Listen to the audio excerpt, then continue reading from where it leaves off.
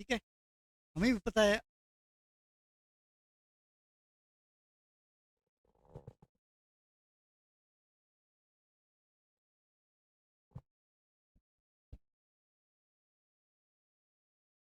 सभी को नमस्कार। विजि विजन इंस्टीट्यूट के डिजिटल प्लेटफॉर्म पर आप सभी का स्वागत करता हूं। आज शिक्षण अभिरुचि में हम पढ़ने जा रहे हैं व्यवसायिक प्रतिबद्धता। हमारा जो टॉपिक है वो है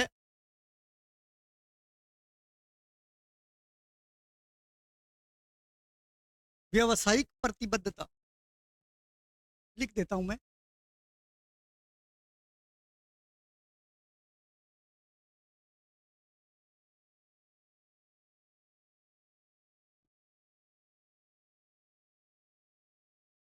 व्यवसायिक प्रतिबद्धता। अब प्रतिबद्धता है, उसे हम कहते हैं समर्पित। यानी किसी भी व्यवसाय के प्रति हम कैसा दृष्टिकोण रखते हैं, हम अपने व्यवसाय के प्रति कितना दायित्व निभाते हैं, हम अपने व्यवसाय के प्रति कितने समर्पित है। ठीक है, इस टॉपिक का नाम है व्यवसायिक प्रतिबद्धता। यानी कोई भी काम करें, चाहे किसी भी क्षेत्र का हो, चाहे शिक्षण का हो, चाहे बैंक कर्मचारी का हो, चाहे कोई दुकानदार है उसका क्षेत्र हो, चाहे कोई मैनेजमेंट का क्षेत्र हो, किसी भी क्षेत्र का अगर उस क्षेत्र में इस फील्ड में अपने आप को अच्छा करना है तो अपने व्यवसाय के प्रति हमें क्या करना है, प्रतिबद्ध रहना है। अपने व्यवसाय के प्रति हमें क्या है, समर्पित रहना है। अपने व्यवसाय के प्रति हमारा दायित्व क्या है, उन दायित्वों को हम कैसे निभाएंगे, यही हमारा टॉपिक है। और हमारा दायित्व क्या है, हमारा दायित्व है शिक्षण करवाना, पढ़ाना। तो इसी से संबंधित टॉपिक है हमारा अपने व्यवसाय के प्रति, अपने व्यवसाय के प्रति निष्ठा तथा उत्तरदायित्वपूर्ण को ही व्यवसायिक निष्बद्धता कहते हैं। और देखो इसमें नाम आया है निष्बद्धता, वहां मैंने लिखा प्रतिबद्धता। बात एक ही है, या निष्बद्धता यानी निष्ठा से काम करना, निष्ठा से यानी अपनी श्रद्धा से, अपने मन से किसी काम को करना। वो क्या है, अपने व्यवसाय के प्रति वो समर्पित है या नहीं है। लेकिन वर्तमान में बड़े दुख के साथ कहना पड़ रहा है कि जिस तरह जब सास बहू का झगड़ा होता है तो सास बहू को जला देती है, ये अमूमन सभी घरों में होता है, ऐसा सुनने में आता है। क्योंकि लोहा लोहे को काटता है, हमने सुना है ना। और सबसे ज्यादा औरतें लड़ती है। भाई भाई नहीं लड़ेंगे, लेकिन भाई के पीछे एक औरत आ गई ना, फिर भाई भाई भी लड़ेगी। तो ये लड़ाई झगड़ा देखो, मैं नहीं कह रहा, इसी के अंदर लिखा हुआ है। देखो ये प्रचलित बातें इसीलिए लिखी है कि कहा जाता है कि महिला ही महिला की शत्रु है। उसी तरह अध्यापक अपने व्यवसाय को या अपने को समाज में निम्न स्तर का मानते हैं। देखो इसी तरह टीचर भी क्या है, अपने आप को निम्न स्तर का मानते हैं, जिससे उसकी प्रतिष्ठा स्वयं ही कम हुई है। मानते हैं कि क्या है, हम तो टीचर है, ठीक है। तो इस तरह हम सोचेंगे तो हम अपने व्यवसाय के प्रति हमारी सोच ही ऐसी रह जाएगी, तो फिर हमें कौन पूछेगा। तो ये कहते हैं प्राचीन समय में अध्यापक की गरीब असहाय की स्थिति में थोड़ा सुधार हुआ है। हमने जब भी पढ़ा है तो एक गरीब अध्यापक था, ऐसा लिखा होता था। तो ये कहते हैं लेकिन अब सुधार हुआ है, क्योंकि उसका वेतन अच्छा है, अब टीचर का वेतन अच्छा मिल रहा है। लेकिन अध्यापकों द्वारा अभी भी अपने व्यवसाय के प्रति वह रुझान प्रकट नहीं हुआ है जो होना चाहिए। एक टीचर अपने व्यवसाय के प्रति अभी भी उसका रुझान इतना अच्छा नहीं है, तो अच्छा नहीं होगा तो उसका व्यवसाय इतना अच्छा नहीं होगा। आज भी युवा बीएड कर रहे हैं। अब आपसे पूछा जाए, आप ये बीएसटीसी या प्री पीटीटी का एग्जाम दे रहे हो, वो क्यों दे रहे हो। अब सभी कहेंगे शिक्षक बनना है। लेकिन आपसे पूछा जाए कि किस किस का मन था शिक्षक बनने का, आप में से कौन कौन बनना चाहता है। या घर के कहने से बन रहे हैं, या पड़ोसी के कहने से बन रहे हैं, या किसी ने कहा है कि अब कुछ नहीं कर सकते, कम से कम बीएड या बीएसटीसी कर लो, है ना। अब अपने मन से कौन है, जो अपने मन से है कि उसकी इच्छा है कि मुझे एक शिक्षक बनना है, वो तो अच्छा करेगा। ये कहते घर वालों ने कहा था कर ले, और क्या कर रही है। मैंने सर फॉर्म भर दिया, उसमें सिलेक्शन भी हो गया, हो गया, हो भी गया, अब बीएड कर भी रही है या बीएसटीसी कर भी रही है, तो उसका मन वैसे ही है। सर अब कहा है तो इसलिए कर रहे हैं, वैसे मन तो नहीं था, इच्छा भी नहीं थी, घर वालों ने कह दिया। तो फिर वो ऐसे पढ़ाएगा ना तो उसका रुतबा भी वैसे ही होगा। तो ये कह रहे हैं कि आज भी युवा बीएड इसलिए करते हैं कि नौकरी को सुरक्षित करना, कि हम कम से कम नौकरी लग जाए। नौकरी तो लगी जाएंगे, बीएड कर लेंगे तो कोई छोटी मोटी नहीं तो प्राइवेट ही पढ़ा लेंगे, नौकरी तो लगी जाएंगे। या कहीं और चयन नहीं हुआ है तो अध्यापक ही बन जाएंगे। आजकल हर अमूमन घरों में देखना लगभग बीएड वाले बच्चे मिल जाएंगे। अध्यापकों को ऐसी सोच ही उन्हें अपने व्यवसाय से दूर ले जाती है। अब इस तरह की सोच रखते हैं वे अपने व्यवसाय के अंदर, तो फिर क्या है, वो पढ़ाने में उसका व्यवसाय यानी वो जो पढ़ा रहा है ना उसमें वो गुण नहीं आएंगे जो होने चाहिए। तथा जब व्यक्ति को प्रारंभ से यही व्यवसाय अपनाना पड़ा हो तो वह उसके साथ उचित न्याय नहीं कर पाता, क्योंकि जब उसको ऐसा लगा कि मैं और कहीं काम नहीं हो रहा और मैंने बीएड कर ली, चलो ठीक है, कम से कम थोड़े बहुत पैसे कमा लेंगे, तो इस तरह की नीयत रखेंगे तो इसी तरह का हो जाएंगे, उसमें अच्छा सुधार नहीं कर पाओगे। ठीक है। तथा उन्हें उसे अपने व्यवसाय से मानसिक शांति भी नहीं मिलती और संतुष्टि प्राप्त हो सके। ऐसा उस अगर व्यवसाय में शांति और संतुष्टि प्राप्त करनी है तो अपने व्यवसाय के प्रति हमें क्या करना है, निष्पद्ध रहना है या प्रतिबद्ध रहना है या अपने व्यवसाय के प्रति अपने आप को समर्पित करना है। अगर ऐसा करेंगे तो हमारा व्यवसाय अच्छा होगा। अतः युवाओं की शिक्षण व्यवसाय के प्रति रुचि जागृत करनी होगी तथा यदि वे इसमें अच्छी तरह से शामिल होते हैं तो एक रचनात्मक तथा धन प्राप्ति का भी एक अच्छा साधन है। रचनात्मक कुछ अच्छा करने का साधन भी है ये, कुछ अच्छा करने का। हम देखो, जो टीचर होते हैं उनके साथ बच्चे होते हैं और बच्चे हमेशा उस देश का भविष्य होते हैं। अगर भविष्य अगर अच्छा है, उस भविष्य को आप अच्छा तैयार कर रहे हो तो इसका मतलब आपका व्यवसाय तो बहुत अच्छा है। लेकिन अगर आप में क्वालिटी है या नहीं वो आप जानो। अब अपने अपने व्यवसाय को अच्छा बनाने के लिए हमें अपने मन से इस व्यवसाय को अच्छा बनाने के लिए अपने आप को समर्पित करना पड़ेगा, अच्छा करना पड़ेगा। कोई व्यवसाय, हमने देखा होगा बहुत सारे दुकानदार होते हैं, दुकान कर रखी है, सिंपल परचून की दुकान कर रखी है, 4 डिब्बे रख रखे हैं, बैठा हुआ है, दुकान कर रखी है। पूछा जाए कैसा काम चल रहा है, ठीक है, नॉर्मल काम चल रहा है। कैसे? बस ऐसे इतने ही ग्राहक आते हैं, 4 डब्बे इतने ही हैं, तो हो सकता है तू और बढ़ा। वो अपने व्यवसाय के प्रति बस इतना ही है, बस चल रहा है। वो ये एक दुकानदार ऐसा है जिसके पास दुकान में सामान फुल है, जो भी आता है ये नहीं है तो वो लिख लेता है, अगली बार उसको वो मिलेगा। और उसकी दुकान में पूरा का पूरा सामान रहता है। उसके पास ग्राहक भी कितने आएंगे, बहुत आएंगे। कोई ग्राहक जाना नहीं चाहता, खाली हाथ नहीं जाएगा, उसको पता है मेरे पास ही आएगा। तो वो अपने व्यवसाय के प्रति उसका नियम भी है, अपने व्यवसाय के प्रति नियम से उस व्यवसाय को हम ध्यान देंगे तो वो व्यवसाय भी बहुत अच्छा होगा। इसी तरह शिक्षण भी व्यवसाय है, उसके लिए भी हमें तन मन धन से काम करना पड़ेगा, तब हम अच्छा कर पाएंगे। ये रचनात्मक कार्य है तथा धन प्राप्ति का भी एक अच्छा साधन है, लेकिन सबसे सर्वोपरि भी है, हमें क्या करना है, समाज के लिए कार्य करना है, क्योंकि हमें ये देश के नागरिक है, बच्चे देश का भविष्य है। तो ये समाज को अच्छा करने के लिए हमें बहुत ही अच्छा काम दिया गया है। सर्वोपरि है समाज के लिए कार्य करना और शिक्षण द्वारा समाज के मूल्यों, आदर्शों और संस्कृति की सुरक्षा और उसका हस्तांतरण करना है तथा सही दिशा में राष्ट्र का निर्माण करना है, क्योंकि राष्ट्र के निर्माता कौन है, बच्चे होते हैं। जो भविष्य है वो कौन है, बच्चे होते हैं। तो हम राष्ट्र का निर्माण कर रहे हैं तो हमारे साथ में तो छोटे वो कहते हैं ना, दुकानदार के पास में तो थोड़ा सा एक क्षेत्र है, वो उसमें सप्लाई करता है, लेकिन हमारे पास तो पूरा देश है अच्छे नागरिक बनाने के लिए। तो हम तो बहुत बड़ा काम कर रहे हैं, उसको गर्व होना चाहिए अपने आप पर। ये कह रहे हैं टीचर के लिए आज आवश्यकता है कि युवा आगे आए तथा शिक्षण व्यवसाय के लिए निरंतर कार्य करे। शिक्षण जो व्यवसाय है उसके लिए निरंतर कार्य करे जिससे समाज की उन्नति हो और शिक्षक को उचित सम्मान प्राप्त हो सके। वास्तव में शिक्षक यानी टीचर है को अपने व्यवसाय के प्रति क्या होना चाहिए, जागरूक होने के लिए निम्न पक्षों की ओर ध्यान देना चाहिए। छोटा सा टॉपिक है, कोई ज्यादा बड़ा नहीं है। ये कह रहा है कि कोई भी व्यवसाय है उसके प्रति हमें क्या करना है, समर्पित हो। टॉपिक का नाम था व्यवसायिक प्रतिबद्धता या निष्पद्धता, यानी अपने व्यवसाय के प्रति हमारी सोच कैसी है। अगर हम इसके बारे में अच्छा सोचते हैं तो इसका मतलब हमारा जो व्यवसाय है वो भी निरंतर आगे बढ़ेगा और हम भी उन्नति पे होंगे और हमारा समाज है वो हमें भी आदर्श रूप से देखेगा। उसके बाद में देखिए, शिक्षक होने के नाते आप में क्या क्या गुण है या किन पक्षों का ध्यान रखना है वो देखिए। शारीरिक, हमारा जो व्यवसाय है उसके प्रति हम कैसी सोच रखते हैं, और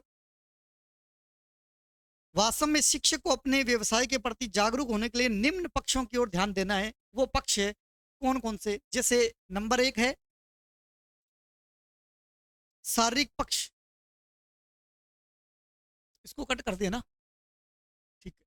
शारीरिक पक्ष इसमें है कि उसका स्वास्थ्य अच्छा होना चाहिए। वो कैसा होना चाहिए? ऊर्जावान होना चाहिए। उसकी वेशभूषा, जो टीचर है उसकी वेशभूषा कैसी होनी चाहिए? अच्छी होनी चाहिए। देखो, मैंने पहले वाले वीडियो में वो बोला था कि हमें है ना अच्छे आदर्श रूप में प्रस्तुत होना है ताकि बच्चे हमारा अनुकरण करते हैं, हम किसी के आइडल बने। अब मान लो मैं अलग ही जेल लगा के और बाल खड़े करके यहाँ 10-12 कुछ डाल के आ जाऊं गले के अंदर, तो आपको हो सकता है किसी को तो आकर्षित करूंगा ही, एक बच्चा ही आकर्षित होगा, वो मेरे जैसा बन जाएगा। तो ये कह रहे हैं इस तरह का न करके आपकी वेशभूषा भी कैसी होनी चाहिए? साधारण होनी चाहिए। वेशभूषा को आपको ध्यान रखना है। आपको अधिक इस तरह की ये जो डालते हैं वो भी नहीं होनी चाहिए। आपके गले में भी बहुत सारी चीज़ें नहीं होनी चाहिए। आपके बालों में भी, जैसे लड़कियां हैं वो बालों में अलग अलग प्रकार की चीज़ें डाल डाल के लाते हैं, इस तरह का नहीं होना चाहिए। उसको बहुत सारी चीज़ें सिखाई जाती है अच्छे नागरिक बनने के लिए, क्योंकि वो एक आदर्श है। वो बच्चे आपके जैसा बनना चाहते हैं, अपने को गलत तरीका पेश नहीं करना। तो ये कहते हैं वेशभूषा पर भी ध्यान देना है, और प्रस्तुतिकरण, इसको बोलने का तरीका भी अच्छा आना चाहिए। उसके बाद ये आवाज़ उसकी अच्छी होनी चाहिए, और भाषा है उसकी वो भी बहुत अच्छी होनी चाहिए। और प्रसन्न चित्तता यानी खुश मिजाजी होना चाहिए। ऐसे नहीं दुखी दुखी बातें करे, ऐसे नहीं कि सिर्फ मजाक ही करता रहे, मतलब अच्छा व्यवहार होना चाहिए और खुश व्यवहार होना चाहिए उसका। प्रसन्न चित्तता, मानसिक रूप से कैसा होना चाहिए? विषय वस्तु का ज्ञान होना चाहिए, जो वो पढ़ा रहा है उसका, उस विषय का उसे ज्ञान होना चाहिए। शिक्षण का मनोविज्ञान यानी पढ़ाने का मनोविज्ञान, बच्चे को जानने का मनोविज्ञान उसको आना चाहिए। उसके बालक की प्रकृति का ज्ञान यानी बालक को जानना, यानी जो टीचर होता है वो बच्चे का बारे में या बच्चे को अच्छी तरह से जानता है, अच्छी तरह से पहचानता है। पहचानना और जानना का मतलब ये नहीं है उसको वैसे जानता है। पहचानना और जानने का मतलब है कि उसके बारे में वो जानता है कि अभी वो अपना व्यवहार किस तरह से कर रहा है और उस व्यवहार को हम कैसे बदल सकते हैं, और ये व्यवहार कर रहा है तो क्यों कर रहा है, इसके पीछे कारण क्या है, वो जानेगा और उस व्यवहार में उसको परिवर्तन भी करवा सकता है। तो बालक की प्रकृति का ज्ञान होना चाहिए उसे। देश व राज्य की संस्कृति का ज्ञान होना चाहिए उसे। समाज व व्यक्तिगत बुराइयां जो चल रही है उसका उसे पता होना चाहिए, कौन सी बुराइयां चल रही है उससे हमें ध्यान नहीं देना, उस बुराइयों में हमें संलग्न नहीं रहना, हमें अच्छे आदर्श निर्माण करना है तो हमें अपना व्यवहार किस तरह से करना चाहिए, ये बातें सिखाई जाए। आत्मविश्वासी होना चाहिए उसको, उसमें खुद को कॉन्फिडेंस होना चाहिए, और शिक्षण की नवीन तकनीकों का ज्ञान होना चाहिए। देखो, पढ़ाने के भी नई नई टेक्निक आ गई ना। एक देखो, टीचर पहले पढ़ाते थे ब्लैक बोर्ड से, हमें वो ज्ञान था। अब उसके बाद में धीरे धीरे डिजिटल बोर्ड पे आए, जैसे मुझे भी ये ज्ञान नहीं था, अब मैंने सीखा ना। तो ये कह रहे हैं कि जैसे जैसे टेक्निक आए ना उसको सीखनी चाहिए। ऐसे नहीं मुझे सब कुछ आता है, मुझे सीखने की क्या जरूरत है, नहीं। अपडेट रहना पड़ेगा आपको, अपडेट होना पड़ेगा। अगर आपको समायोजन करना है ना किसी चीज में, किसी क्षेत्र में, किसी विशेष में, तो आपको समायोजित होना ही पड़ेगा, और एडजस्टमेंट करने के लिए आपको सीखना पड़ेगा। और मैं तो ये कहता हूँ शिक्षक हो चाहे कोई भी व्यक्ति हो, निरंतर सीखना चाहिए उसे, और व्यवहारिकता उसमें होनी चाहिए। व्यवहारिक ज्ञान जरूरी है, बिना व्यवहार के हम ये कुछ नहीं करवा पाते, ठीक है। उसके बाद में नैतिक गुण कौन से होने चाहिए? सामाजिक न्याय और विश्वास करने वाला होना चाहिए, और निष्पक्षता, ऐसा व्यवहार होना चाहिए, निष्पक्ष व्यवहार होना चाहिए। किसी एक बच्चे या एक किसी को लेके व्यवहार नहीं करना चाहिए, उसके लिए सारे बच्चे एक समान होने चाहिए।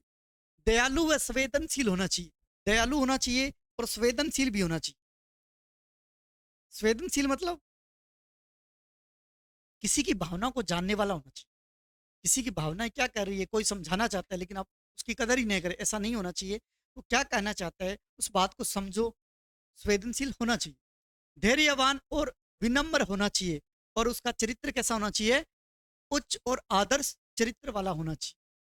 अन्य देखिए, उसे आशावादी होना चाहिए, यानी कॉन्फिडेंस होना चाहिए कि हमें ये काम करना है तो इस काम को करेंगे तो हमें सफलता जरूर मिलेगी, ऐसा होना चाहिए। कुशल नेता होना चाहिए, कुशल कक्षा प्रबंधक भी होना चाहिए। और संसाधन युक्त, यानी जो कार्य कर रहे हैं जिस क्षेत्र में जिस चीज की हमें आवश्यकता है वो आवश्यकताएं पूर्ति होनी चाहिए। उसके बाद है समाज सुधारक भी होना चाहिए और अध्ययनशील, यानी निरंतर उसे पढ़ते रहना चाहिए, चाहे कितने बड़े शिक्षक क्यों ना बन जाए। हमें शिक्षक बनने के बाद में भी हमें क्या करना है, अध्ययनशील रहना है, पढ़ते रहना है, अपडेट रहना है अपने आप को। ठीक है। इस प्रकार एक शिक्षक में उपयुक्त वर्णित समस्त गुणों का होना आवश्यक है तथा उसे अपने व्यवसाय में निपुणता तथा कुशलता प्राप्त करने के लिए समय समय पर अभिन्यास कार्यक्रम, सेमिनार, कार्यशाला, वर्कशॉप तथा प्रशिक्षण कार्यक्रमों में भाग लेकर अपनी व्यवसाय के प्रति रुचि को बढ़ाना चाहिए। अभिन्यास लिखा है, उसका मतलब है उस दिशा में जिसके बारे में हम जान रहे हैं, जिसके बारे में हम जानना चाहते हैं, उस दिशा के बारे में हमें पता होना चाहिए। और उस दिशा को कैसे हमें टैकल करना है, उस दिशा में जाने के लिए हमें क्या क्या व्यवस्था करनी है, इस प्रकार का हमें ज्ञान होना चाहिए। इसके बाद में छोटा सा ही है, यानी जो टॉपिक था उसका नाम था व्यवसाय प्रतिबद्धता, यानी व्यवसाय के प्रति हम कितने समर्पित हैं, अपने व्यवसाय के प्रति हम कितने समर्पित हैं, ये हमारा टॉपिक था। और व्यवसाय हमारा है शिक्षण, तो शिक्षण यानी पढ़ाने के प्रति हम कितने समर्पित हैं। अगर इन चीज़ों का, इन गुणों का विकास करना है तो हमें बच्चों को किस तरह से ट्रीट करना ये आना चाहिए। और हमारे अंदर क्या सुधार करना है, वो सुधार क्या क्या है ये बताएंगे और बच्चों को जानने वाला होना चाहिए। बस छात्रों का अध्ययन की ओर ले जाने के लिए अध्यापक का कर्तव्य है कि वह क्या करे। देखो, छात्रों का अध्ययन की ओर, छात्र है उसको अध्ययन की ओर ले जाने के लिए अध्यापक को क्या करना चाहिए, उन्हें पुरस्कृत करे, उनकी प्रशंसा करे, उन्हें दंडित करे, उन्हें प्रेरित करे। हाँ, उन्हें प्रेरित करें, उन्हें मोटिवेशन करें। ठीक है, पहले वाला भी ठीक है, उन्हें पुरस्कृत करे, लेकिन ये उतना अच्छा नहीं है जितना होना चाहिए। उसके बाद में दूसरा प्रश्न, एक शिक्षक की अपने व्यवसाय में सफलता का मूल मंत्र क्या है। एक शिक्षक है, उसका व्यवसाय है पढ़ाना, शिक्षण करवाना। उसकी सफलता का मूल मंत्र क्या है, उसे आर्थिक रूप से संपन्न होना चाहिए, पैसे वाला होना चाहिए, विषय वस्तु का ज्ञान होना चाहिए, उसे अपने विषय वस्तु का ज्ञान होना चाहिए, उसके स्वभाव में मधुरता होनी चाहिए, उसका स्वभाव अच्छा होना चाहिए। ठीक है, ये भी हो सकता है, उसमें अभिव्यक्त करने की क्षमता होनी चाहिए।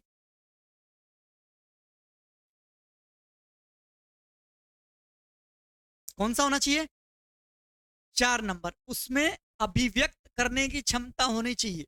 देखिए, ये भी सही है, उसे अपनी विषय वस्तु का ज्ञान होना चाहिए, लेकिन ज्ञान होने के साथ साथ में उसे अभिव्यक्त करने का ज्ञान भी होना चाहिए। ज्ञान बहुत होता है लेकिन कुछ बोलना भी नहीं चाहते, कुछ बता भी नहीं पाते। ज्ञान है, अच्छा ज्ञान है, इस दुनिया में बहुत सारे ऐसे बैठे हैं जिनके पास ज्ञान का भंडार है, लेकिन जब बोलने की बारी आए, बताने की बारी आए, या समाज को देना है कुछ, तो बारी आए वहां नहीं बोल पाते। तो इसलिए ये भी जरूरी है। उसके बाद में किसी भी व्यवसाय की सफलता निर्भर करती है व्यक्ति की, किसी भी व्यवसाय की सफलता निर्भर करती है क्षमता व दक्षता पर, रुचि पर, आवश्यकता पर और मानसिक स्थिति पर। रुचि, ठीक है, रुचि है, लेकिन इसका मेन जो है वो अलग है। मानसिक स्थिति पर, क्षमता और दक्षता पर। रुचि हमारी होती है लेकिन कई बार हम उसमें सक्षम नहीं है। रुचि है हमारी, ये करना चाहते हैं, लेकिन अगर उसमें क्षमता है उस कार्य करने की, उसमें दक्षता है, तो वो कोई भी व्यवसाय जो करेगा ना उसको अच्छा ही करे।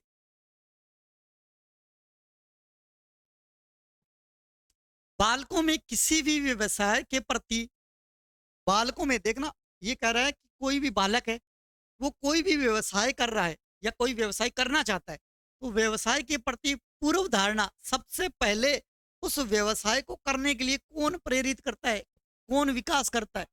मान लो हम इस क्षेत्र में आना चाहते हैं, इस क्षेत्र, मान लो ये आप शिक्षण क्षेत्र में आना चाहते हो, इस क्षेत्र में आने के लिए आपको किसने मोटिवेट किया, ये करें। बालकों को किसी व्यवसाय के प्रति पूर्व धारणा का विकास होता है, किनके द्वारा होता है? पड़ोसियों के द्वारा, या अध्यापकों द्वारा, या समाज द्वारा, या अभिभावकों द्वारा। सबसे पहले माता पिता होते हैं, वही कहते हैं कि ये काम करना है, ठीक है, तो अभिभावकों द्वारा। उसके बाद में यदि कक्षा का प्रतिभाशाली बालक समझते हो, जो सबसे ज्यादा होशियार हो, जिसकी आईक्यू लेवल होता है ना वो 130 से ऊपर होता है, 130 आईक्यू लेवल होता है, और जो सामान्य होते हैं ना उसका आईक्यू लेवल 90 से 110 के बीच में होता है, ठीक है। ये आपको जो व्यवसाय करते हैं ना उनका आयु लेवल भी उसी अकॉर्डिंग होता है, इसलिए वो भी उसी तरह का व्यवसाय कर पाते हैं। जिसका आईक्यू लेवल कम है ना, तो वो बड़े लेवल का कार्य नहीं कर पाता, क्योंकि उसका दिमाग नहीं चलता उतना। आप कभी पढ़ो ना, साइको पढ़ना, जिस लेवल का होता है ना व्यक्ति, वो उसी लेवल का काम कर पाता है, इसके बड़ा नहीं कर पाता, तो आईक्यू नहीं है उसकी।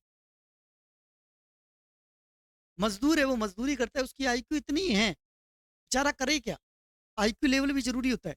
तो कहता है यदि कक्षा का प्रतिभाशाली बालक है, वो अनुशासन संबंधी समस्या उत्पन्न कर रहा है, यानी वो अनुशासन संबंधी समस्या उत्पन्न कर रहा है क्लास के अंदर, तो आप क्या करेंगे?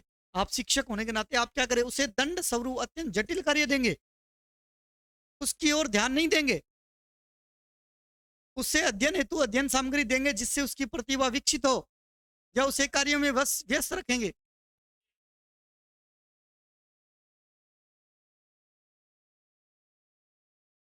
ठीक है, सी नंबर भी ठीक है, लेकिन उसे दंड स्वरूप अत्यंत जटिल कार्य तो देंगे, ताकि ये कर ले, फिर मेरे को बताना। अब वो जटिल कार्य देंगे ना, थोड़ा व्यस्त व्यस्त हो जाएगा उसको, ठीक है, ये भी सही है, लेकिन ये करेंगे, उसे दंड स्वरूप अत्यंत जटिल कार्य देंगे ताकि वो उस कार्य को करे। अनुशासन को मनोवैज्ञानिक मानते हैं। अनुशासन किसे मानते हैं मनोवैज्ञानिक? दंड मिलने पर ही सही कार्य करना, नियमों का पालन करना, स्वतः ही नियमों का पालन करना, या सही ढंग से रहना। ये कह रहे हैं अनुशासन है, वो मनोवैज्ञानिक मानते हैं अनुशासन को, क्या मानते हैं? और अनुशासन वही होता है जो स्वतः ही नियमों का पालन करे। मुझे कहने की जरूरत नहीं है कि आप ऐसे रहो, आप वैसे ही अनुशासन में हो, तो ये मनोवैज्ञानिक तरीका है कि आप पहले ही जान गए कि किस तरह से करना चाहिए। इस तरह से हमारी क्लास है वो कंप्लीट होती है। नेक्स्ट क्लास में फिर मिलेंगे, तब तक के लिए स्वस्थ रहे, मस्त रहे। जय हिंद, जय भारत।